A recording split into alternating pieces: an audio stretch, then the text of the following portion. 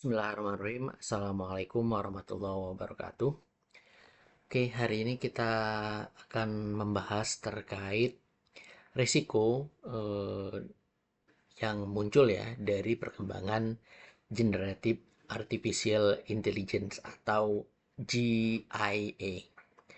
Di mana GIA ini menawarkan peluang besar tapi juga membawa risiko yang serius. Sehingga secara internasional paling tidak ada 12 jenis risiko yang diklasifikasikan sebagai risiko utama yang perlu dikenali dan juga perlu ditangani terkait perkembangan AI. Yang pertama adalah yaitu risiko terkait informasi seputar kimia, biologis, kemudian terkait nuklir dan juga radiologis. Karena pada dasarnya ketika informasi ini merupakan informasi yang sensitif dan karena informasi ini terekam secara digital, secara online, maka sangat memungkinkan ketika ada yang bertanya kepada AI melalui chatbot, chatbot akan memberikan panduan dalam terkait hal tersebut seperti misalkan seseorang pengen belajar terkait bagaimana membuat bahan peledak.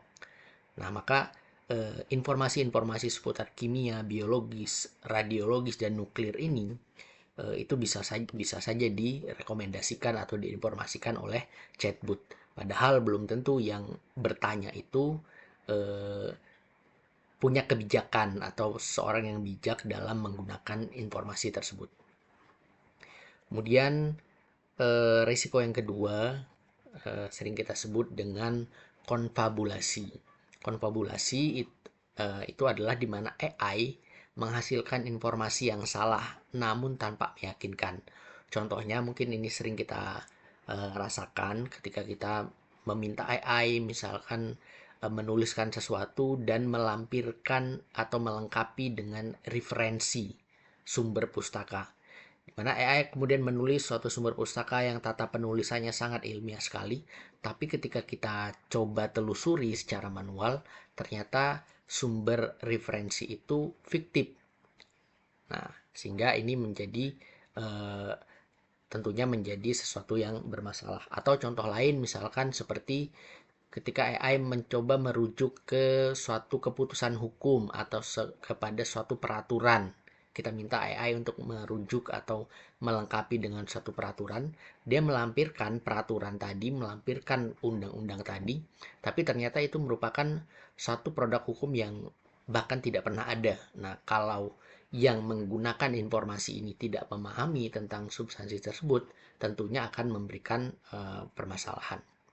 Atau contoh lain konfabulasi juga sangat mungkin terjadi misalkan ketika AI mungkin mengutip ajaran-ajaran terkait ajaran-ajaran normatif keagamaan seperti ayat-ayat dari kitab suci atau mungkin perkataan-perkataan para tokoh yang mana itu bisa saja itu merupakan sesuatu yang tidak pernah ada atau sesuatu yang palsu, sehingga sangat rawan terjadi yang namanya konfabulasi.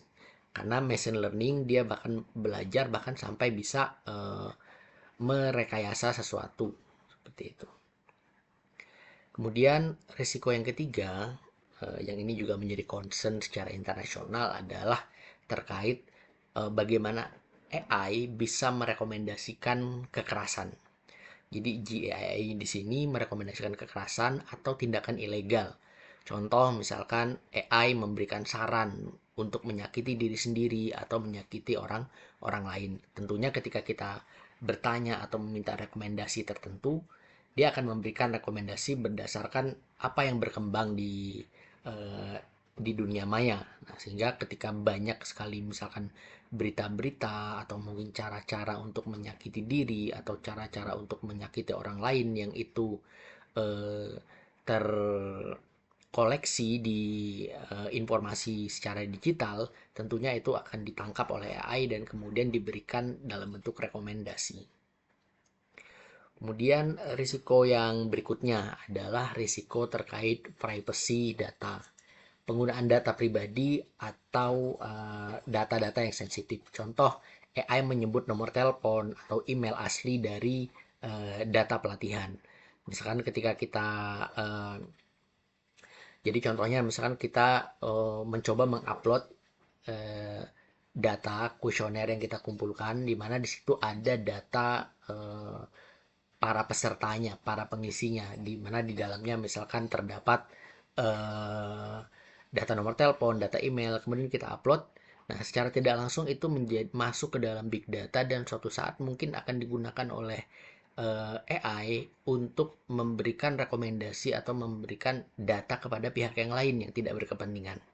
Nah, sehingga di sini privacy data menjadi isu yang sangat penting.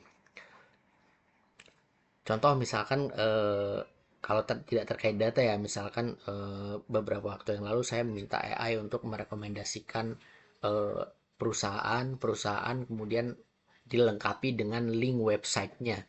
Nah, karena link website perusahaan itu menjadi informasi yang umum di dunia maya, nah maka otomatis informasi ini dengan gampang dikoleksi oleh AI sehingga gampang untuk disajikan dan direkomendasikan. Kemudian risiko yang lain yaitu yang menjadi concern dalam penggunaan AI yang harus dimitigasi yaitu adalah dampak lingkungan.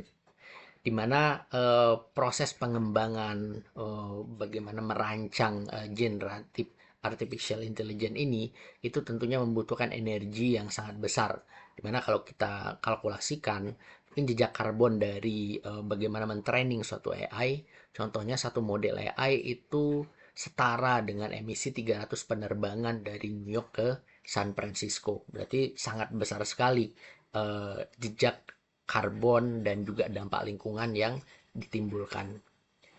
Kemudian risiko yang lain yang tidak kalah penting adalah terkait konfigurasi antara manusia dan AI. Ketergantungan atau salah tafsir dari hasil hasil AI. Bagaimana seorang manusia sangat tergantung dengan AI sehingga tidak mengedepankan kemampuan analisanya, tidak mengedepankan ilmu pengetahuan yang dimiliki, tapi langsung saja menyerahkan kepada AI, kemudian langsung mempercayai tanpa melakukan verifikasi.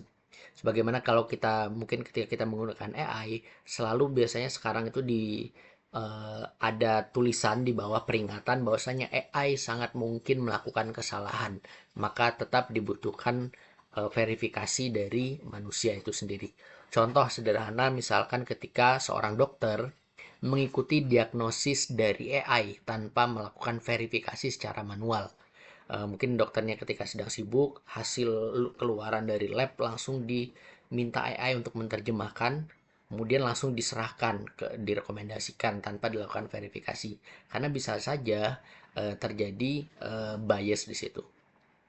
Jadi tetap manusia harus menjadi verifikator atau menjadi pilotnya dari satu project di mana AI hanya sebatas sebagai asistennya saja.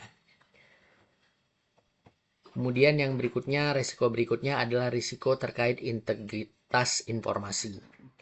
Contoh misinformasi atau disinformasi seperti berita palsu atau deepfake itu sangat mungkin terjadi dan AI bisa berkontribusi sebagai pembuat beritanya atau pembuat konten palsu tersebut dan juga AI bisa berkontribusi dalam menyebarkan. Kenapa? Karena konten-konten palsu tadi itu bertebaran di dunia maya dan juga akan masuk ke dalam database. Nah, sehingga ini bisa digunakan oleh AI untuk memberikan suatu jawaban terhadap suatu pertanyaan. Nah, sehingga ini bisa mempengaruhi opini publik. Misalkan ketika konten atau suatu informasi tentang satu tokoh padahal informasi itu palsu tapi terus menerus diberitakan sehingga sangat banyak sekali datanya di dunia maya. Nah, maka ketika kita tanya AI tentang tokoh tersebut, maka sangat mungkin kan AI akan menjawab seperti apa yang berkembang dari informasi palsu tadi. Kemudian yang berikutnya, risiko berikutnya yaitu risiko terkait keamanan informasi. Nah, serangan prompt injection dan data poisoning, contohnya misalkan penyerang memaksa AI mengungkap data rahasia. Jadi sangat mungkin kan AI ini membuka data dari internal organisasi kemudian di dikeluarkan karena ada perintah dari prompt tersebut. Kemudian isu yang tidak kalah pentingnya juga terkait intellectual property. Jadi pelanggaran hak cipta atau merek dagang. Contoh misalkan AI menggambar ulang karya seni yang memiliki hak cipta tanpa adanya izin dari pemilik hak cipta tersebut. Dimana ketika karya seni itu ada secara digital, nah maka tentunya sangat gampang bagi AI untuk mereplikasinya atau menggunakan dari karya seni tersebut sehingga sangat mungkin melakukan pelanggaran terkait intellectual property. Sehingga sekarang banyak penyedia layanan AI selalu melampirkan misalkan penggunaan picture, maka selalu disebutkan di situ apakah picture-nya mau menggunakan yang mana, picture free license atau picture secara umum atau picture yang memang benar-benar 100% AI generated. Kemudian risiko yang lain adalah terkait konten kasar atau konten kekerasan. Nah, mana ini juga sangat memungkinkan terjadi dengan menggunakan AI. Jadi banyak konten-konten ujaran kebencian dan lain sebagainya. Kemudian yang risiko yang berikutnya yaitu toksisitas dan bias. Bias atau stereotip sosial dalam keluaran AI. Contoh, AI hanya menampilkan pria sebagai dokter, wanita sebagai perawat karena itu mungkin yang tersetting dalam database dalam dunia maya seolah-olah mayoritas dokter itu adalah pria, kemudian mayoritas perawat itu adalah wanita, sehingga ketika kita meminta AI menggambarkan seorang dokter, maka yang muncul AI karena melihat apa yang ada di database, maka AI akan merekomendasikan eh, tampilan dokter sebagai seorang pria dan tampilan perawat sebagai seorang wanita. Dan tentunya ini menimbulkan bias. Nah, kemudian risiko yang terakhir yaitu integrasi komponen. Nah, integrasi pihak ketiga tanpa verifikasi keamanan. Contoh, ada dataset eksternal yang tidak diverifikasi atau tidak sesuai dengan standar privacy. Jadi AI menggunakan dataset dari pihak eksternal yang mana dataset tersebut belum diverifikasi mulai dari kebenaran dan juga keasliannya gitu. Sehingga ini sangat mungkin memunculkan resiko. Ya, kesimpulan dari 12 resiko tadi, GIA adalah inovasi besar dengan resiko yang besar. Sehingga kita perlu memahami, mengelola, dan memitigasi resiko untuk masa depan AI yang lebih aman. Oke, mungkin terakhir saya coba lampirkan ada beberapa case study singkat ya. Contoh yang mungkin dari kasus-kasus yang pernah terjadi dari beberapa contoh resiko tadi. Contoh yang pertama adalah contoh terkait halusinasi atau output tidak akurat. Di mana contohnya di sini model AI kesehatan menghasilkan saran pengobatan yang salah karena hanya merekayasa informasi yang terdengar ilmiah.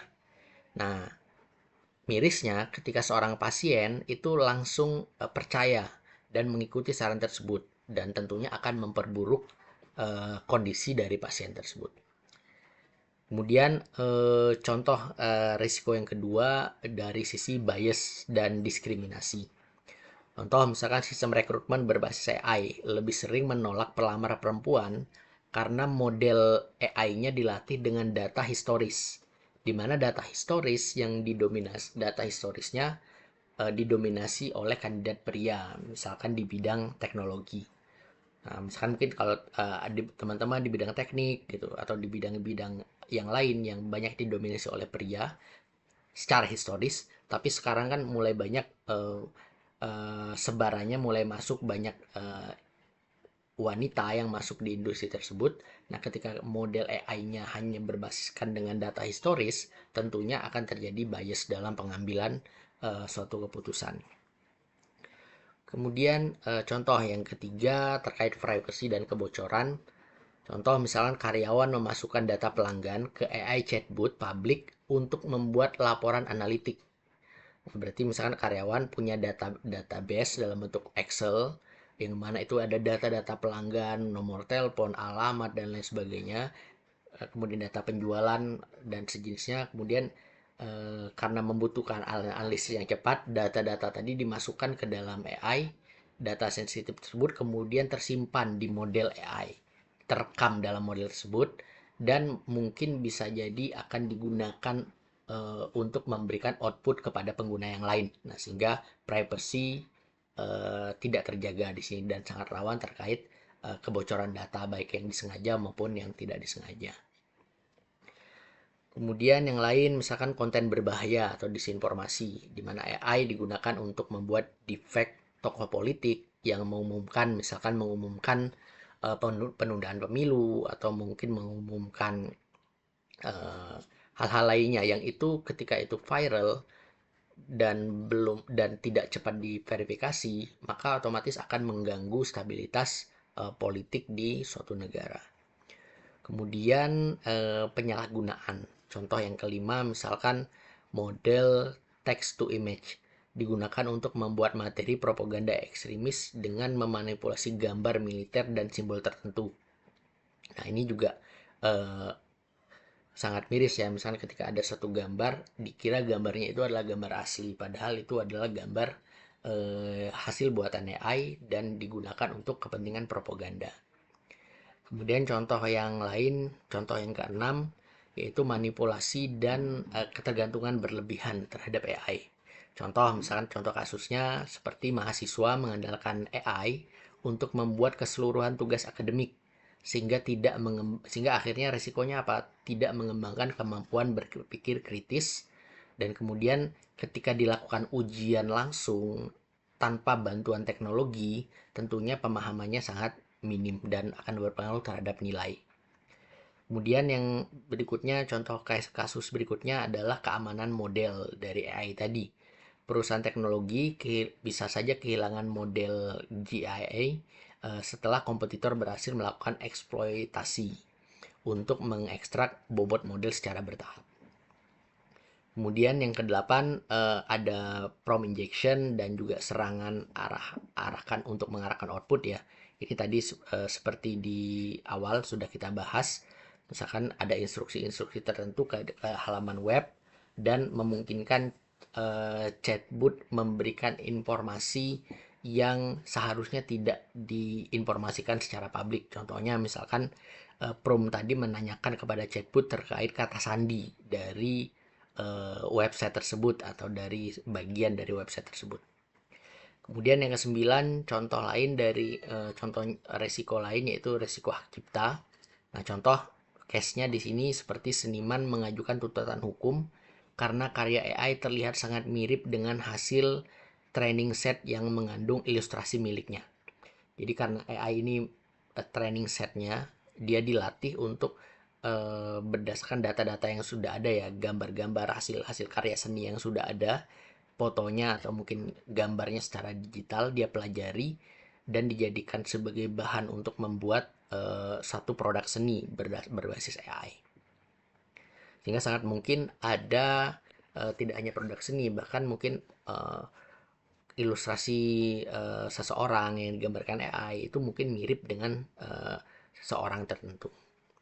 Kemudian risiko yang ke-10 case tadinya adalah terkait risiko sosial dan psikologis, di mana pengguna AI mengembangkan keterikatan emosional yang sangat kuat dengan chatbot companionship.